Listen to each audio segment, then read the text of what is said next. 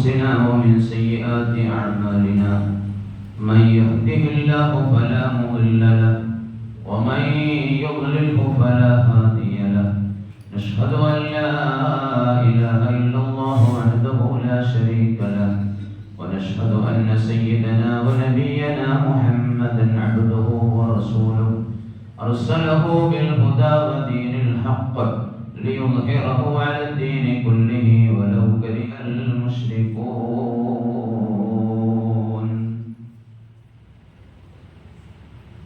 لما عفوت ولم أعقد على أحدي أرحت نفسي من غم العذابات إني أحيي عدوي حين رؤيته لأدفع الشر عني بالتحيات وأظهر البشر للإنسان وأبغضه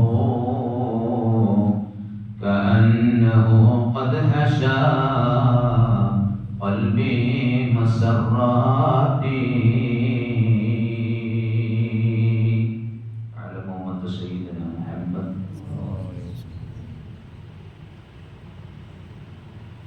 അല്ലാഹു സുബ്ഹാനഹു വ തആല നമ്മുടെ ഇത്തിഖാഫും ഇരുത്തവും മറ്റ് അമലുകളൊക്കെ നമ്മിൽ നിന്ന് കബൂലാക്കുമാറാവട്ടെ.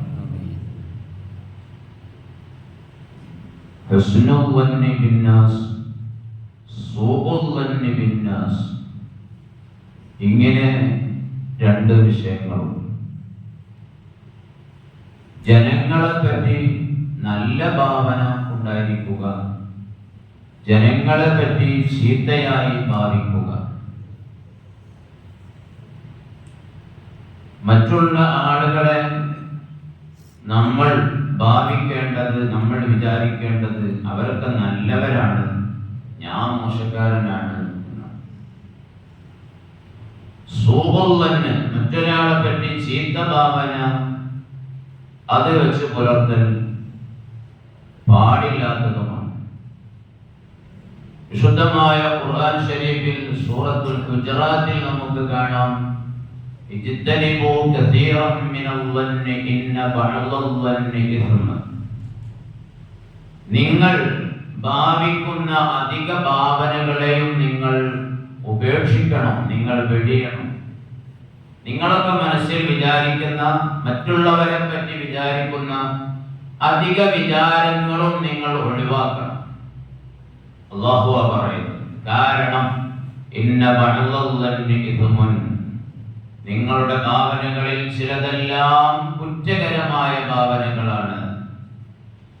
നമ്മൾ ഓരോരുത്തരെ പറ്റി നമ്മൾ മനസ്സിൽ എങ്ങനെ, അയാൾ അങ്ങനെയായിരിക്കും, അയാൾ ഇങ്ങനെയായിരിക്കും, അവൾ അങ്ങനെയാണ്, ഇവൾ ഇങ്ങനെയാണ് എന്ന ഭാവന, അതിൽ ചിലത് നല്ലതുണ്ടാകും, ശരിയായതുണ്ടാകും, എന്നാൽ ചിലതെല്ലാം അതിൽ ഇസ്മുൻ കുറ്റകരമായതായിരിക്കും എന്നാണ് വിശുദ്ധമായ ഖുർആൻ പറയുന്നത്.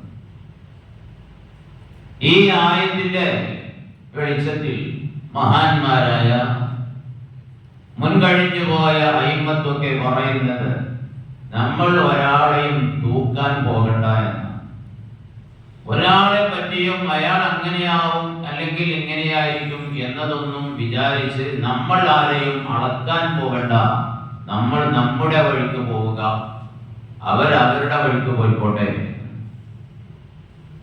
കാരണം എന്താ, വല തജസ്സസു, അതിന്റെ തൊട്ട് പിറകെ അല്ലാഹു പറഞ്ഞതാണ്, നിങ്ങൾ ഒരാളുടെയും കുറവുകൾ, ന്യൂനതകൾ ചികഞ്ഞന്വേഷിക്കരുത്.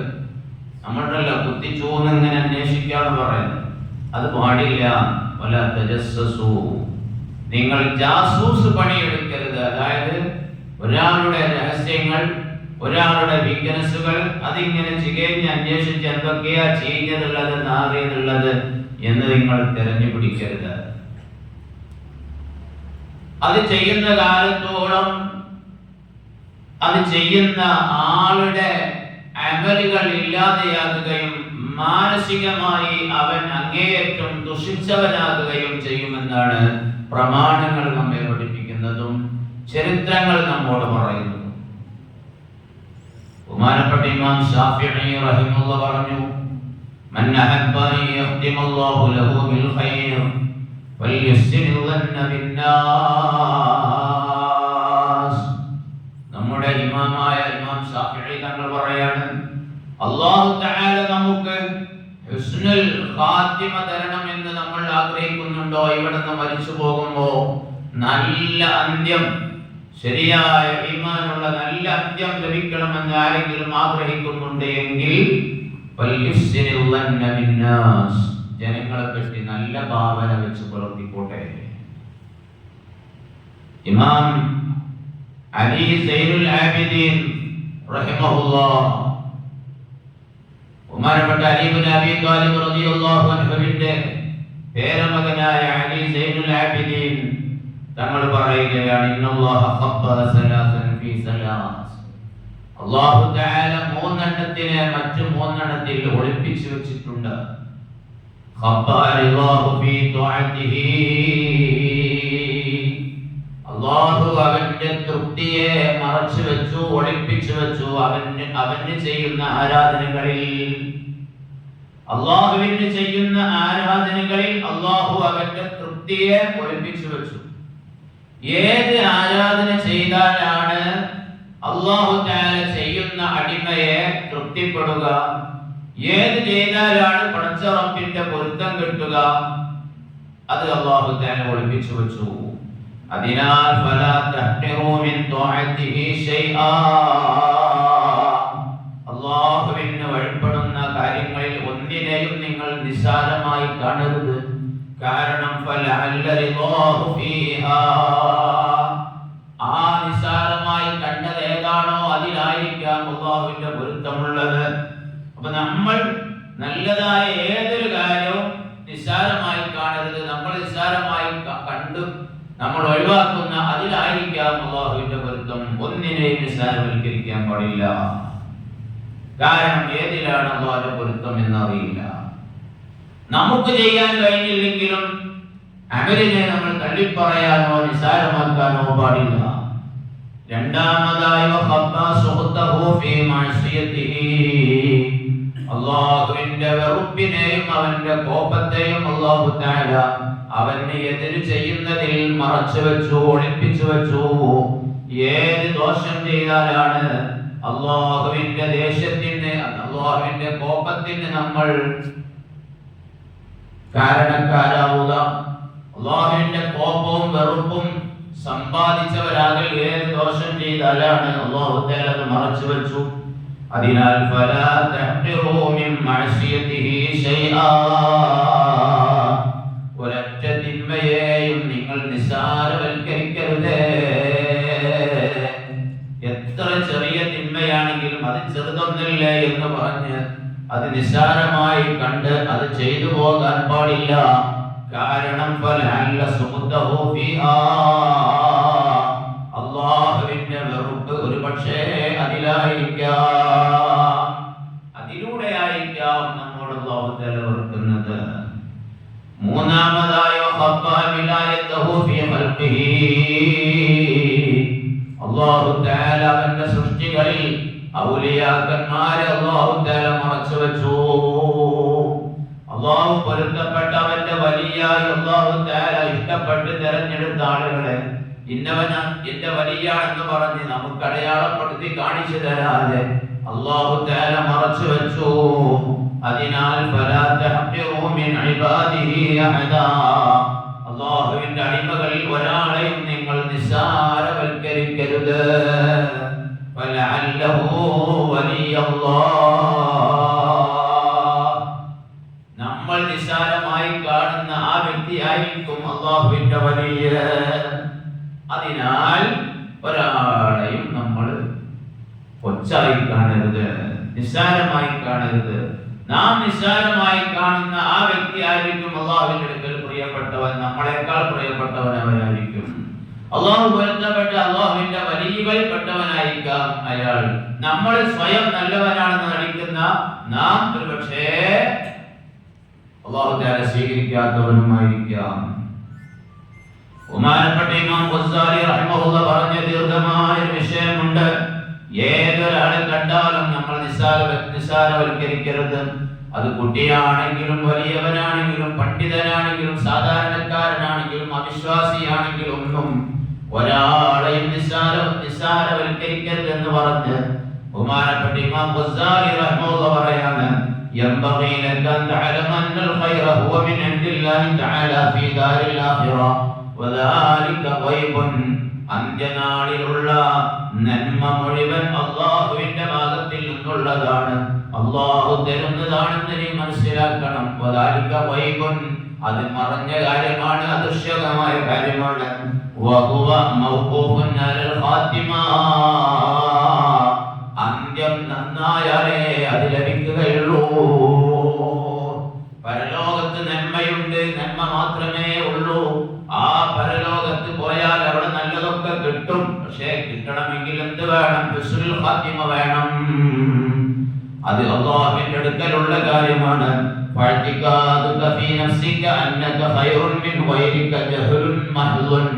മറ്റുള്ളവനേക്കാൾ ഞാനാണ് നല്ലവൻ എന്നുള്ള നിന്റെ ഭാവന തനിച്ച വിവരക്കേടാണ്.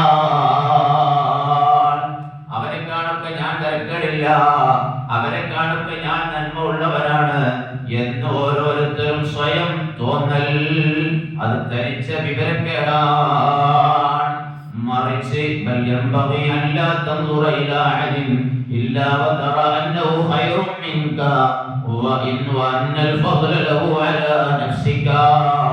ഏതൊരാളെ കാണുമ്പോഴും നീ മനസ്സിലാക്കണം, എന്നെക്കാൾ നല്ലവൻ അവൻ തന്നെയാണ്, എന്നെക്കാൾ ശ്രേഷ്ഠത ഉള്ളവൻ അവനാണ് എന്നാണ് വിചാരിക്കേണ്ടത്.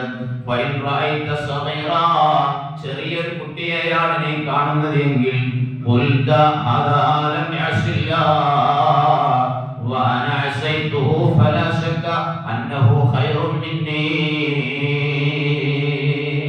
ചെറിയൊരു കുട്ടിയെ കണ്ടാൽ അവിടെ നമ്മൾ പറയേണ്ടത്, വിശ്വസിക്കേണ്ടത് എന്താണ്? അവനാണ് എന്നെക്കാൾ നല്ലവൻ, അവൻ ദോഷമൊന്നും ചെയ്തിട്ടില്ലല്ലോ, അവന് കുറ്റമില്ലല്ലോ. ഞാനാണെങ്കിൽ ഈ പ്രായത്തിന്റെ അടുക്ക് എത്ര കുറ്റം ചെയ്തവനാണ്, എന്നെക്കാളൊക്കെ നല്ലത് ആ കുട്ടിയല്ലേ. എന്നെക്കാൾ നല്ലത് ആ കുട്ടിയാണ്, ഞാനല്ല, അവനാണ് നല്ലവൻ. അതല്ല, നീ ഒരു മുതിർന്നവരെ കണ്ടാൽ, നിന്നെക്കാൾ പ്രായമുള്ള ആളെ നീ കണ്ടാൽ നീ പറയണം, എന്റെ മുമ്പ് അല്ലാഹു ഇബാദത്ത് എടുക്കാൻ തുടങ്ങിയ ആളാണല്ലോ അയാള്, എന്നെക്കാൾ അയാൾക്ക് കുറെ വയസ്സധികമുണ്ടല്ലോ, എന്നെക്കാൾ 5 വയസ്സ് അല്ലെങ്കിൽ 10 വയസ്സ് 20 വയസ്സൊക്കെ എന്നെക്കാൾ ഏറെ ഉണ്ടല്ലോ.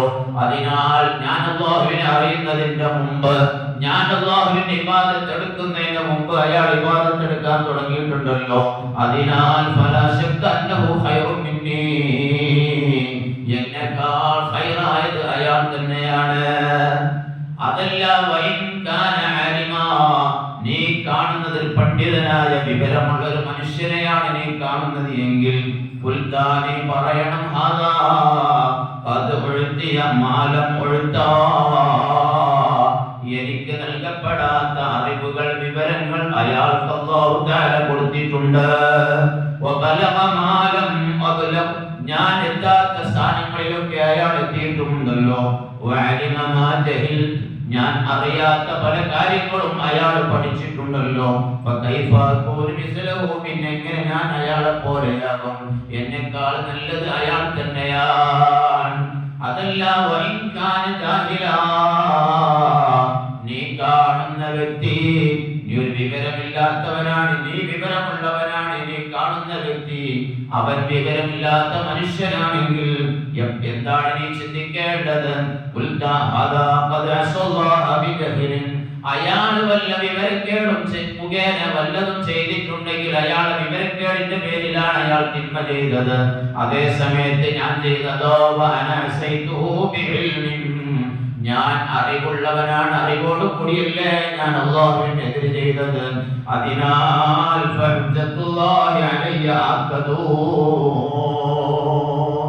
എന്നെ ശിക്ഷിക്കാനുള്ള തെളിവുകളാണ് അല്ലാഹുവിന്റെ അടുക്കൽ ശക്തമായിട്ടുള്ളത്.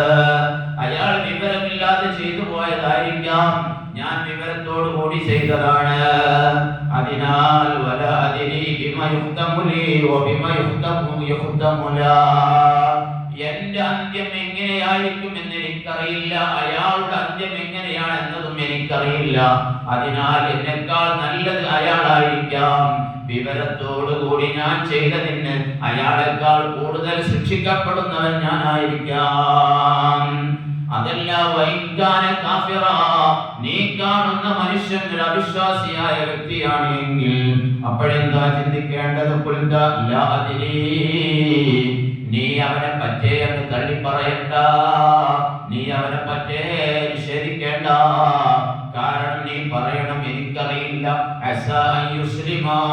ഒരു പക്ഷേ അവൻ അവസാനം മുസ്ലിമായേക്കാം.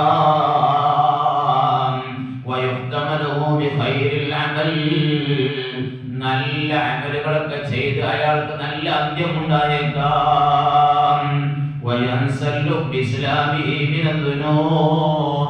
ദോഷങ്ങളിൽ നിന്ന് അയാൾ മുസ്ലിം ആകലോടുകൂടെ അയാൾ പറ്റ ഒഴിവായവരായേക്കാം. എന്നാൽ നല്ലവനാണെന്ന് സ്വയം വിചാരിക്കുന്ന ഞാൻ ഒരുപക്ഷേ ഞാൻ വഴികേടിലായി പോകുകയും ഞാൻ ദൈവനിഷേധിയാകുകയും കാഫിറാകുകയും അവസാനം ചീത്ത പ്രവർത്തനങ്ങളുമായി ഞാൻ വിട പറഞ്ഞു പോകുന്നവനുമായേക്കാം. ആ അവിശ്വാസിയായ മനുഷ്യൻ അല്ലാഹു ഇഷ്ടപ്പെട്ട ആളുകളിൽപ്പെട്ടവനാകുകയും അല്ലാഹുവിനെ തൊട്ട് അകറ്റപ്പെടുന്നവരിൽ ഞാനാകുകയും ചെയ്യുമായേക്കാം. ഞാൻ അല്ലാഹുവിനെ തൊട്ട് വിദൂരമാക്കപ്പെടുന്നവനുമായേക്കാം. ചുരുക്കത്തിൽ ഏതൊരാളെ കണ്ടാലും ഞാനാണ് ഏറ്റവും മോശക്കാരൻ, അവനാണ് നല്ലവൻ. അത് വലിയവനാണെങ്കിലും ചെറിയവനാണെങ്കിലും അറിവുള്ളവനാണെങ്കിലും ഇല്ലാത്തവനാണെങ്കിലും അവിശ്വാസിയാണെങ്കിലും ഒക്കെ ആരെയും നിസ്സാരമായി കാണണ്ട എന്നാണ് ഇമാം ഗസാലി തങ്ങൾ തന്റെ ബിദായത്തുൽ ഹിദായയിൽ പറഞ്ഞത്. ബഹുമാനപ്പെട്ട റസൂലുള്ളാഹി സ്വല്ലല്ലാഹു അലൈഹി വസല്ലം തങ്ങളുടെ അടുത്തേക്ക് ഒരു ദിവസം ഒരു അറാബിയായ ഗ്രാമീണനായ ഒരു വ്യക്തി വന്നുകൊണ്ട് പറയുന്നു, ഇന്നി അസൂമു ശഹ്റ റമളാന വ ഉസല്ലി കുല്ല യൗമിൻ 5 സ്വലവാത്ത്. നബിയേ, ഞാൻ എല്ലാ ദിവസവും 5 നേരം നിസ്കരിക്കും, ഫർളായ നോമ്പുകൾ ഞാൻ എടുക്കും നബിയേ. വലാ സീദു അലാ ദാലിക, അതിൽ കൂടുതലായി ഞാൻ ഒന്നും ചെയ്യൂല, ഒന്നും എന്നോട് ചെയ്യാൻ കഴിയൂല. കൃത്യമായി 5 നേരം ഞാൻ നിസ്കരിച്ചോളാം, എന്റെ ഫർള് നോമ്പുകൾ ഞാൻ എടുത്തോളാം. ലിഅന്നി ഫഖീറുൻ ലൈസ ലദയ്യ സകാത്ത്, നിസ്കരിക്കാനും നോമ്പെടുക്കാനും മാത്രമേ എന്നോട് കഴിയുകയുള്ളൂ, എനിക്ക് സകാത്ത് കൊടുക്കാൻ കഴിയില്ല. ധനം ചെലവഴിച്ചു പോയി ഹജ്ജ് ചെയ്യാൻ എന്നോട് കഴിയില്ല. കാരണം ലിഅന്നി ഫഖീർ, ഞാൻ ഫഖീറാണ്. ലൈസ ലി സകാത്തുൻ വലാ ഹജ്ജ്. ഫൈദാ ഖാമത്തിൽ ഖിയാമത്തു ഫി അയ്യി ദാരിൻ അകൂനു അനാ. അതിനാൽ നബിയേ, ഇവിടുന്ന് ഈ ലോകം അവസാനിച്ച് പരലോകത്ത് അല്ലാഹുവിന്റെ കോടതിയിൽ വരുമ്പോ അവിടെ ഞാൻ സ്വർഗത്തിലായിരിക്കുമോ നരകത്തിലായിരിക്കുമോ, ഞാൻ ഏത് വീട്ടിലായിരിക്കും ഉണ്ടാവുക എന്ന് ചോദിച്ചപ്പോ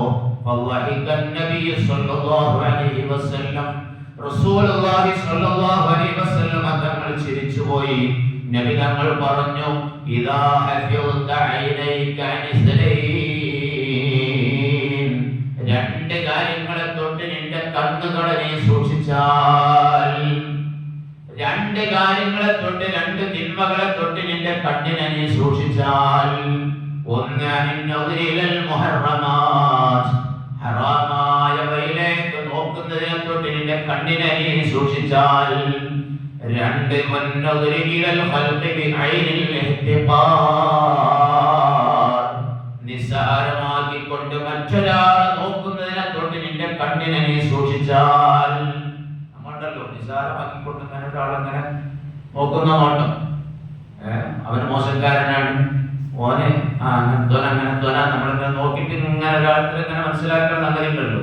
ആ നിസ്സാരമാക്കിക്കൊണ്ടുള്ള നോട്ടത്തെ തൊട്ട് നിന്റെ കണ്ണിനെ നീ സൂക്ഷിച്ചാൽ, ഈ 2 കാര്യങ്ങളെ തൊട്ട് നിന്റെ കണ്ണിനെ നീ സൂക്ഷിക്കുകയാണെങ്കിൽ അതേപോലെ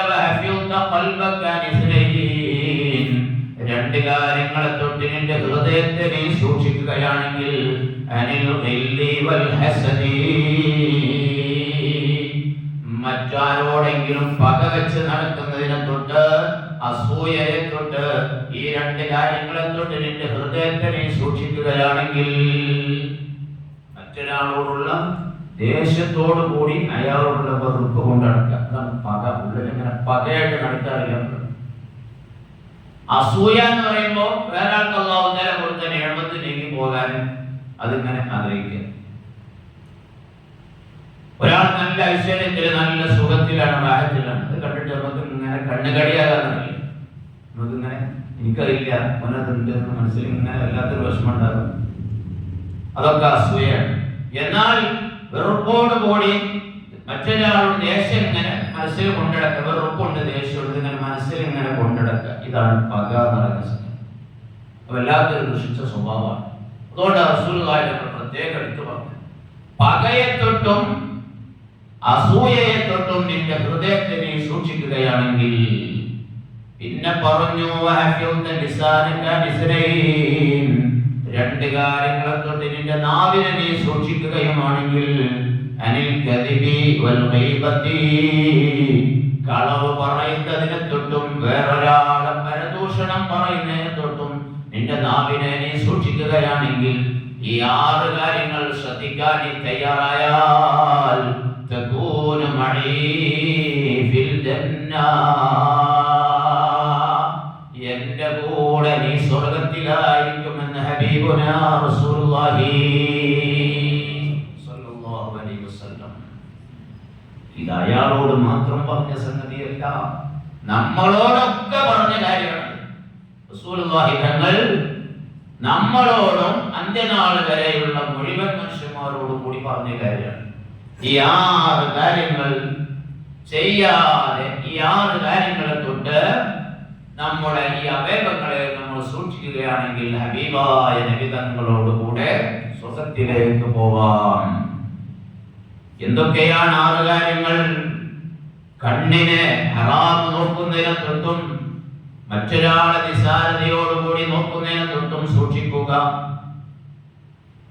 പകയെ തൊട്ടും അസൂയയെ തൊട്ടും ഹൃദയത്തെ സൂക്ഷിക്കുക. കളവ് പറയുന്നതിനെ തൊട്ടും പരദൂഷണം പറയുന്നതിനെ തൊട്ടും നാവിനെയും സൂക്ഷിക്കുക.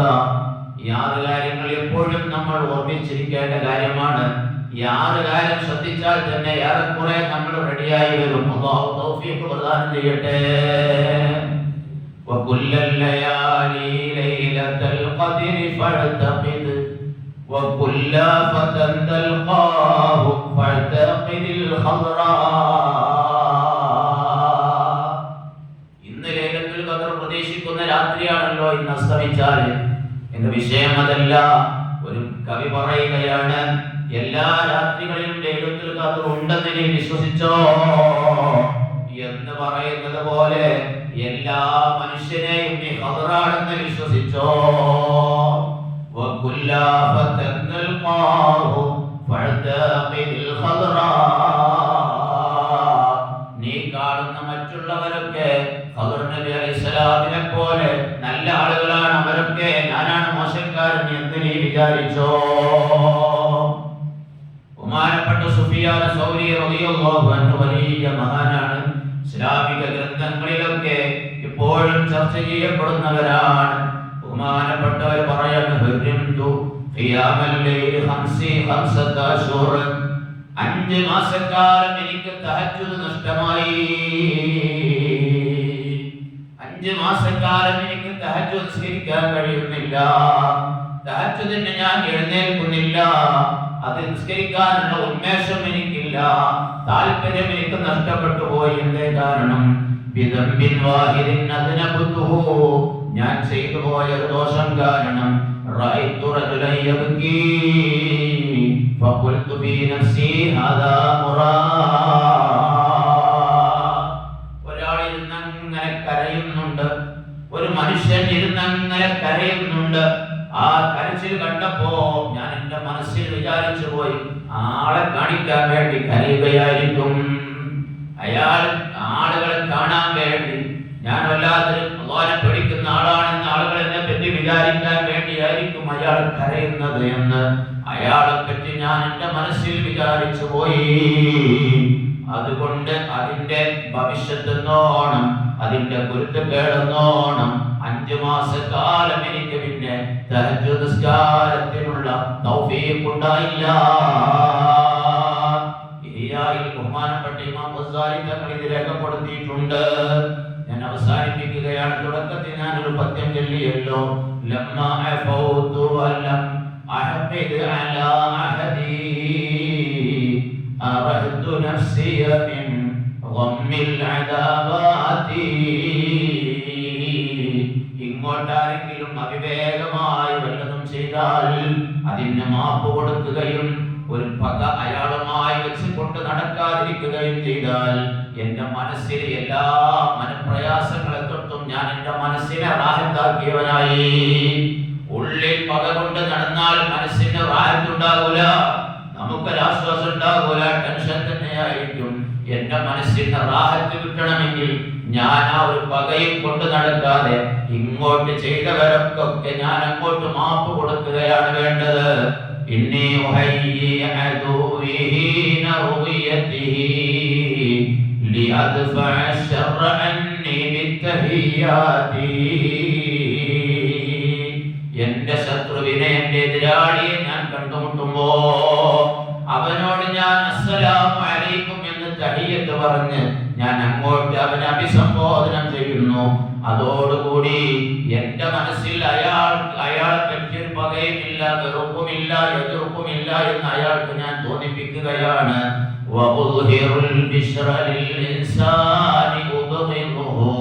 ഞാൻ വെറുപ്പുള്ള, എനിക്ക് ആരോടെങ്കിലും ചെറിയ വെറുപ്പുണ്ടെങ്കിൽ ആ മനുഷ്യനെ ഞാൻ കാണുമ്പോൾ അയാളുടെ മുഖത്തേക്ക് നോക്കി ഞാൻ പുഞ്ചിരിക്കും.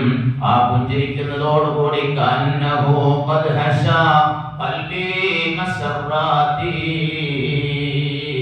എന്റെ ഹൃദയം നിറയെ അയാളുമായുള്ള സന്തോഷമാണെന്ന് അയാൾക്ക് തോന്നും. അത് പിന്നെ അയാൾക്ക് എന്നോട് വെറുപ്പുണ്ടാകൂല.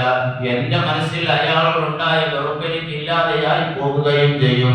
ഇതാണ് നമ്മൾ ചെയ്യേണ്ടത്. അല്ലാഹു തആല തൗഫീഖ് പ്രദാനം ചെയ്യുമാറാവട്ടെ.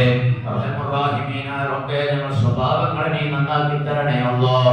അല്ലാഹുവേ, പറഞ്ഞ ഏറ്റവും വലിയ ദുഷിച്ച ദുസ്വഭാവങ്ങൾ അവയെ തൊട്ട് ഞങ്ങളെ നീ കാക്കണേ അല്ലാഹ്. ഞങ്ങളുടെ ഹൃദയങ്ങളെ ശുദ്ധിയാക്കണേ അല്ലാഹ്. അല്ലാഹുവേ, ഞങ്ങളുടെ നാവുകളെയും ഹൃദയങ്ങളെയും മറ്റെല്ലാ അവയവങ്ങളെയും ഹറാമുകളെ തൊട്ട് നീ നിഷിദ്ധമാക്കിയ ഞങ്ങൾ ശുദ്ധിയായി പോകുന്ന എല്ലാ പ്രവർത്തനങ്ങളെ തൊട്ടും നീ സലാമത്താക്കണേ അല്ലാഹ്. വന്നുപോയ തെറ്റുകൾക്കൊക്കെ നീ അഫ്വ് നൽകണേ അല്ലാഹ്. നീ മാപ്പ് നൽകണേ അല്ലാഹ്. അല്ലാഹുവേ, വിശുദ്ധമായ റമദാൻ ശരീഫിൽ ഞങ്ങൾക്ക് നീ മഗ്ഫിറത്തും റഹ്മത്തും നൽകണേ അല്ലാഹ്. ഇത്ഖും മിനന്നാർ നൽകണേ അല്ലാഹ്. അല്ലാഹ്, ഞങ്ങൾക്ക് മരിച്ചുപോയ ആളുകൾക്കൊക്കെ നീ നൽകണേ അല്ലാഹ്. അവരൊക്കെ ഖബർ നീ സ്വർഗ്ഗത്തോപ്പാക്കണേ അല്ലാഹ്. അല്ലാഹുവേ, ജന്നാത്തുൻ നഈമിൽ ഞങ്ങളെയും അവരെയും ഞങ്ങളിൽ ജീവിച്ചിരിക്കുന്ന ബന്ധുമിത്രാദികൾ, കൂട്ടുകുടുംബങ്ങൾ, ദുആ ചെയ്യാൻ പറഞ്ഞവർ എല്ലാവരെയും നീ ഒരുമിച്ച് കൂട്ടണേ അല്ലാഹ്. ربنا تقبل منا إنك أنت السميع العليم وتب علينا إنك أنت التواب الرحيم برحمتك يا أرحم الراحمين بحق صلى الله على محمد صلى الله عليه وسلم صلى الله على محمد صلى الله عليه وسلم اللهم صل على محمد يا رب صل عليه وسلم.